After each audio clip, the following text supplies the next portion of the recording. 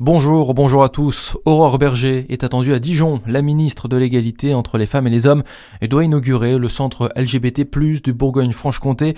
Il sera question aussi de la hausse préoccupante des agressions homophobes et des guet-apens organisés via les applications.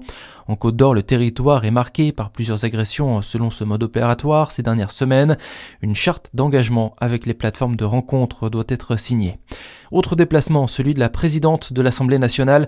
Yael Braun-Pivet se rend en Saône-et-Loire à la rencontre des élèves et des équipes pédagogiques du lycée agricole de Davaillé.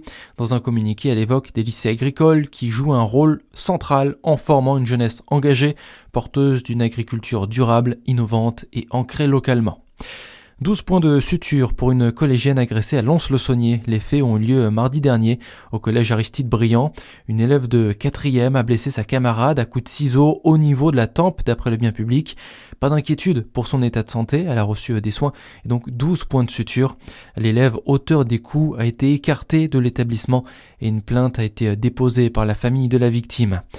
Une opération inédite au lycée Étienne-Jules Marais à Beaune. Mercredi, 26 arbres ont été plantés par des élèves dans le cadre d'un projet de végétalisation. Après une étude réalisée par la classe de BTS Aménagement Paysager et un dossier constitué par les éco-délégués, une subvention a été attribuée. Le lycée a reçu 21 plants d'arbres grâce au programme Terragir. Et pour Dominique Pasteur, CPE et référente des éco-délégués, c'est une vraie mobilisation des élèves. C'est au micro de Charlie Chevasson. Il y a vraiment une dynamique éco-déléguée au sein de ce lycée. C'est eux vraiment qui ont lancé cette idée-là l'année dernière parce qu'ils trouvent que c'est important qu'on puisse lutter contre le réchauffement climatique, favoriser tout ce qu'il faut pour les petites abeilles et tout ça. Donc non, c'est vraiment les éco-délégués qui sont porteurs de ce projet. On a 5 essences différentes. On a des érables, des cornouillers sanguins, des noisetiers, des troènes et le dernier, et des prunus mirobolans. Ce sont des jeunes plants, comme ça ils s'enracinent mieux, mais je pense qu'ils seront grands dans 10 ans. Revenez dans 10 ans voir tout ça.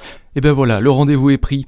À noter que cette plantation est réalisée dans le cadre d'un projet plus large. La Forêt s'invite à l'école de l'équipe internationale de la forêt. Dans l'actualité aussi, le détroit d'Ormuz au menu des discussions des chefs de la diplomatie du G7. Les ministres des Affaires étrangères sont réunis depuis hier près de Rambouillet. Ils doivent être rejoints par le secrétaire d'État américain Marco Rubio ce matin. Marco Rubio qui a mis la pression hier sur les alliés. Il a ainsi exhorté ses partenaires à s'impliquer davantage dans la réouverture du détroit d'Ormuz. Et puis en football, une belle et rassurante victoire pour les Bleus. L'équipe de France s'est imposée hier 2-1 contre le Brésil en match amical aux États-Unis. Prochaine rencontre pour la France contre la Colombie, ce sera dimanche. Voilà pour l'actualité, à suivre votre météo sur Fréquence Plus.